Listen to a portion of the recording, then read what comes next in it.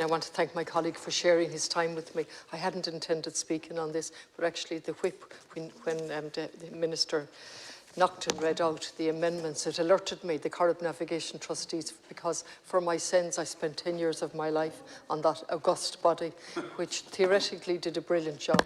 And it was set up in the middle of the 19th century with legislation in the middle of the 20th century. And under its remit comes the Claddagh Basin, the Eglinton Canal, and the navigation markers on the Corrib. And they do that job very well. And the reason, first of all, I want to echo the concerns of the previous speakers in relation to putting so many amendments that are not fitting with this bill. I'm not on the committee, but I share their concerns. And as my colleague has said, we've had any amount of time for statements. We're supposed to be legislators. The Taoiseach and the Tairiscint keeps telling us we're legislators, and yet they've used all the time for statements and not for legislation as important as this. And just in relation to this piece of this amendment, I was trying to listen to your opening speech, Minister, and there's no copy of it, unfortunately. And the phone rang, and I missed why this part was necessary. But in my brief looking at it, it seems that you're reinstating powers that were inadvertently removed through legislation in 2009. I didn't catch the name of the legislation. I'm not sure it was the Conveyancing Act or whatever. But that was an unintended consequence, wasn't it, at that time? So clearly there was a message here, an unintended consequences that rendered this powerless, and now you're trying to give the power back to it. And it's extremely important what you're giving back, that they'll be able to carry out works on a legal basis, able to borrow and able to enter land if necessary and so on, or delegate the power if necessary. So on the face of it, it looks good. What I'm missing is the context.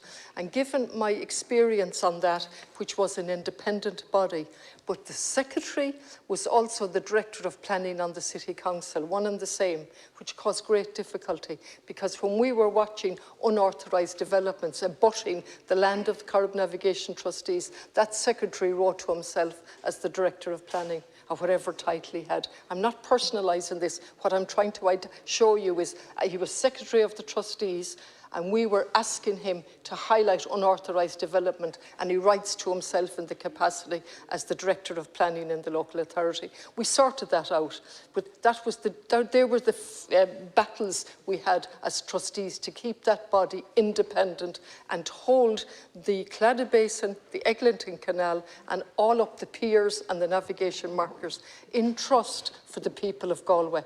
And we managed that. Twice it came to a casting vote. Twice I had the privilege of using my casting vote. I can say it was a privilege now. At the time, it was anything but a privilege. It was painful. The same letter starting the word, but painful to stay and try and keep that property in trust. So my paranoia, for the want of a better word, was alerted when I saw this. I would like context to it. I would like a copy of your speech to see where this is. And I would really caution, this was an unintended consequence of previous legislation, and yet we have a raft of amendments here being pushed through like this, in this manner. It's simply unacceptable.